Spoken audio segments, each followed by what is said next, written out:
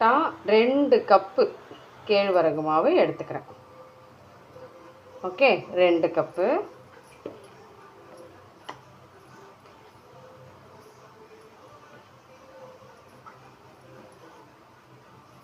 கரெக்டாக 2 கப்பு. நாட்டு சக்கரை அதே அளவில் 1 கப்புக்கு நல்லா கோபுரமாக எடுத்துக்கிறேன். சுகர் பவுட்ரு பண்ணி வச்சுருக்கேன். ஸோ இவங்களை ஒரு 2.5 டேபிள் ஸ்பூன் அளவு எடுத்துக்கிறேன். Baking soda 1 spoon.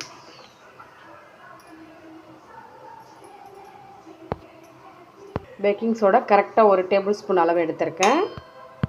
And baking ஆப்பம் salt, cocoa powder. Okay, so cocoa powder கரெக்டாக 2.5 எடுத்திருக்கேன். Refined oil. Okay, so refined oil தான் பெஸ்ட்டு. ஸோ ரீஃபண்ட் ஆயில் எடுத்திருக்கேன். கரெக்டாக 1 கப்பு, ஒரு 2 டேபிள் ஸ்பூன் அளவு. இப்போ இவ்வளோ நல்லா மிக்ஸ் பண்ணிக்கலாம். நல்லா அடிச்சுக்கோங்க வரும். ஃபைனலாக நம்ம பால் ஆட் பண்ண போகிறோம். சுகர்லாம் இருக்குது இல்லையா, சுகரு அந்த நாட்டு சர்க்கரை எல்லாமே நமக்கு நல்லா மிக்ஸ் ஆகி க்ரீமியாக வரும். நல்லா மில்க் எடுத்துக்கிறேன். கொஞ்சமாக ஆட் பண்ணிக்கலாம். ஸோ அதே கப்பு தான் எடுத்துருக்கேன், ஒரே கப்பு. நீங்கள் எதில் எடுக்கிறீங்களோ அந்த கப்பு குவான்டிட்டி கரெக்டாக எடுத்துக்கோங்க. ஓகேவா? ஸோ நல்லா இவங்களை அடிச்சுக்கலாம்.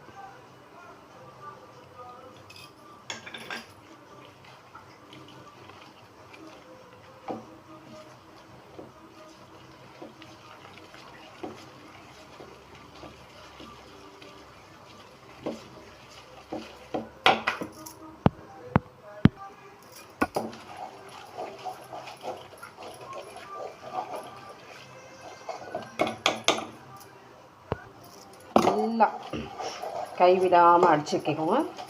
ஸோ நம்ம கொஞ்சம் மிக்ஸி ஜாரில் போட்டு அடிச்சுட்டு அதில் நம்ம ஒரு முறை வாஷ் அவுட் பண்ணுற மாதிரி இருக்கு இல்லையா, ஸோ அதனால் நான் இதில் போட்டு நல்லா அடிச்சுக்கிறேன்.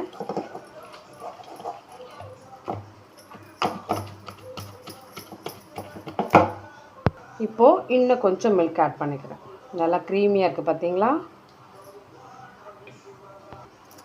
இப்போ மில்க் ஆட் பண்ண உடனே இப்போ நமக்கு தெரியுதுங்களா, கொஞ்சம் லூஸ் ஆகிடுச்சு.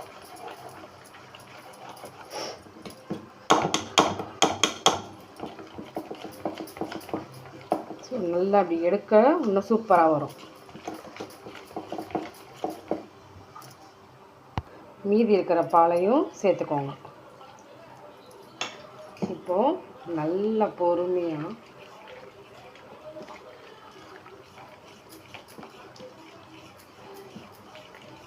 அடிச்சுக்கோங்க. நல்லா அடிச்சுக்கோங்க. கைவிடாமல் நம்ம எவ்வளோ அடிக்கிறோமோ அவ்வளோ பெருசாக நமக்கு நல்ல ரிசல்ட் தரும். கேக்கு அந்த இது தெரியணும், சாஃப்ட்னஸ்ஸு. ஸோ இப்போ கொஞ்சம் வருது. ஓகேவா? ஸ்ட்ரக்சர் கரெக்டாக வருது. ஸோ என்ன பண்ணுங்கள், அந்த வீட்டுக்கோவம் இந்த வீட்டுக்கோவம் எத்தனை வீட்டுக்கோவமோ எல்லாத்தையும் சேர்த்து அடி அடி அடி அடி அடி அடின்னு அடிங்க. நல்லா அடிக்க அடிக்க அடிக்க அடிக்க அடிக்க அந்த க்ரீமிங் ஸ்ட்ரக்சர் சூப்பராக வரும். இப்போ உங்களுக்கு நான் ஷேக் பண்ணும்போதே தெரியும். நல்லா இப்படி எடுக்கும்போது வருதா? ஸோ இந்த மாதிரி ஜஸ்ட் ஒன்லி ஒரு 5 மினிட்ஸ் 10 மினிட்ஸ் யார் மேலே இருக்கிற கோவத்தை கட்டுன்னு காட்டுங்க. நல்லா வரட்டும். ஸோ மிக்ஸி ஜாரில் செய்யும்போது நம்ம கையில் பண்ணும்போது நல்லாயிருக்கும். கொஞ்சம் எக்ஸசைஸ் பண்ண மாதிரி இருக்கும். நம்ம தான் பேசிக்லி சோம்பேறியில். அதனால் ஸோ இந்த மாதிரி நல்லா அடி அடி அடி அடி அடின்னு அடிங்க அடிங்க அடிங்க அடிங்க அடிங்க அடிங்க அடிங்க அடிச்சுக்கிட்டே இருங்க. நல்லா வருதா? சூப்பரில். கொஞ்சம் ரெஸ்ட். முடியலப்பா, கஷ்டமாக இருக்குப்பா, வெரி கஷ்டம் கஷ்டம் கஷ்டம் கஷ்டம் கஷ்டம் கஷ்டம் கஷ்டம் கஷ்டம். கொஞ்சம் ஸ்ட்ரக்சர் தெரியுதா? கொஞ்சம் ஓரளவுக்கு ஷைனிங் வந்திருக்கா? ஸோ இந்த மாதிரி நம்ம இன்னும் கொஞ்சம் அடிக்கும் போது ஷைனிங் வர வர வர வர வர பர்ஃபெக்டாக வந்துடும் பர்ஃபெக்டாக வந்துடும் பர்ஃபெக்டாக வந்துடும். கொஞ்சம் நேரம் குட்டீஸ்க்கு வேலை கொடுத்துருக்கேன். ரொம்ப டயர்டாகிட்டோம். அவங்க தானே விரும்பி சாப்பிட போகிறாங்க. ஸோ நல்லா அடி அடி அடின்னு அடிமா அடிமா அடிமா. சூப்பர்மா, பொறுமையாக அடி, பொறுமையாக பண்ணு. Good good good. இந்த மாதிரி குழந்தைங்கள அப்பப்போ கூட்டு கொஞ்சம் வேலை வாங்கிக்குவாங்க, பெஸ்ட்டு. கொஞ்சம் கலைக்கு ரெஸ்ட் எடுக்கிற கேப்பில் இந்த பக்கமாக இட்லி பாத்திரத்தில் நல்லா ஓரளவுக்கு தண்ணி எடுத்து வச்சுட்டு கொஞ்சமாகவும் சூடாகட்டும். நம்ம அதுக்குள்ளே ஒரு முறை ஷேக் பண்ணி கப்பில் ஷிஃப்ட் பண்ணிக்கலாம். ஃபைனலாக நமக்கு அந்த ஸ்ட்ரெச்சர் வரப்போகுது.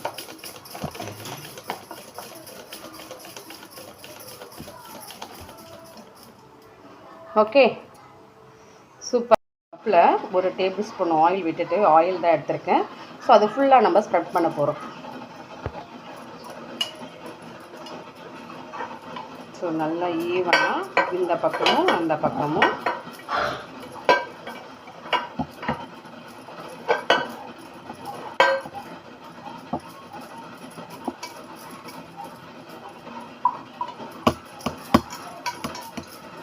ஓகே. ஸோ இந்த மாதிரி நல்லா எடுத்துக்கோங்க.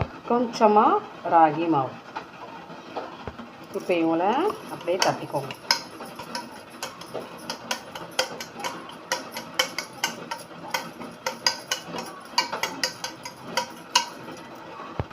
ஸோ இந்த மாதிரி இப்படி ஈவனாக நம்ம ஆயில் தடவி இருக்கிற இடத்துல பட்டர் ஷீட் இருந்தால் ஓகே. எங்கிட்ட பட்டர் ஷீட் இல்லை, ஸோ நம்ம அடுத்த ஆல்டர்னேட்டு பார்த்துக்கலாம்.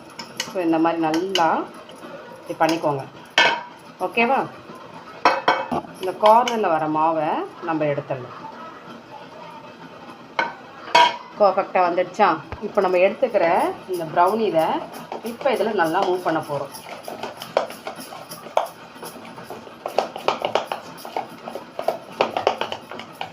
ஓகே. ஸோ இப்போ ஆட் பண்ணிக்கலாம். ஸோ ஸ்ட்ரக்சர் க்ரீமிங் பாருங்கள், எவ்வளோ க்ரீமராக சூப்பராக வந்திருக்கு பாருங்கள். அதுதான் விஷயமே, அது கரெக்டாக பண்ணுறது தான் விஷயம். ஸோ ஃபைனலாக நம்ம இவங்கள ரெடி பண்ணியாச்சு. ஒரு முறை நல்லா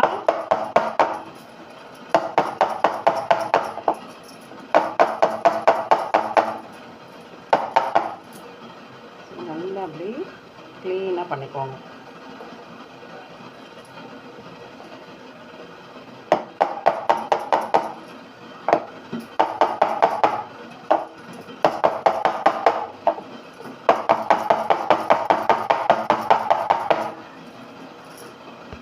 பாதாமை கட் பண்ணிக்கலாம்.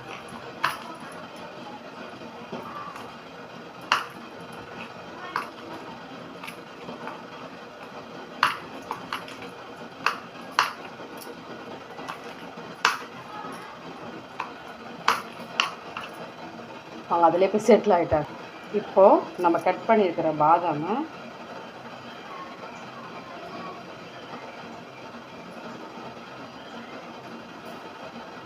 அப்படியே தோணாப்பில் போட்டுக்கோங்க.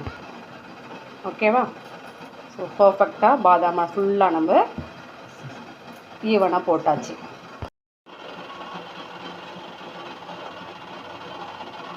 இப்போ குக்கரில் நல்லா ஹீட் ஆகிடுச்சு. இவங்களை அப்படியே எடுத்து உள்ளே வச்சிடலாம். ஜஸ்ட்டு 45 மினிட்ஸ் இருந்தால் நமக்கு இவங்க ரெடி. 45 மினிட்ஸ் நம்ம வைக்கணும். ஸ்லோவாக வச்சிடணும். ஹை ஸ்பீடில் வச்சுட்டு ஃபுல்லு ஸ்லோ பண்ணிடுறோம். ஓகேவா? ஸோ இங்கே பாருங்கள், ஃபஸ்ட்டு இதுக்கு இப்போ நல்லா ஸ்லோ பண்ணிட்டேன்னா அவ்வளோதான். இப்போ நம்ம லெதரை எடுத்துகிட்டு க்ளோஸ் பண்ணிடுறோம்.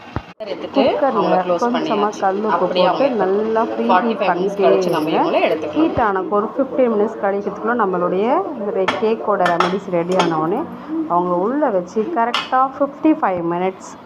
ஸோ 55 மினிட்ஸ் இருந்தால் நமக்கு ஃபஸ்ட் டைம் எடுக்கும்போது இந்த மாதிரி கொஞ்சம் ஒட்டி இருக்குது. ஸோ செகண்ட் டைம் கரெக்டாக ஒரு மறுபடி 15 மினிட்ஸ் கழித்து எடுக்கும்போது கொஞ்சம் கூட ஸ்டிக்கில் ஒட்டலாம்.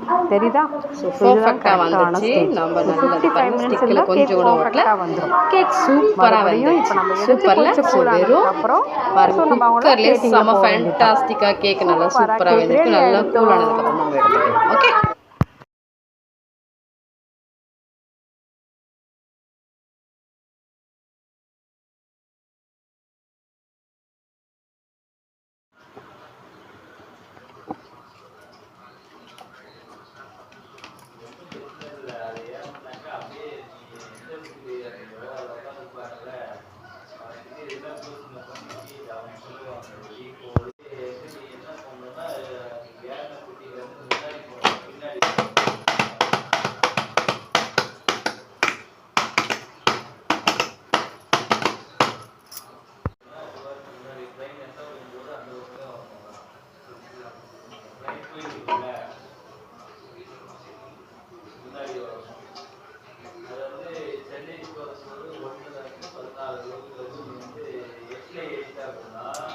Super super super. ப்ரௌனி தான் பர்ஃபெக்டாக வந்துடுச்சா? Good Mahalakshmi, very good. பர்ஃபெக்டாக கேக் வந்தாச்சு. செமையா?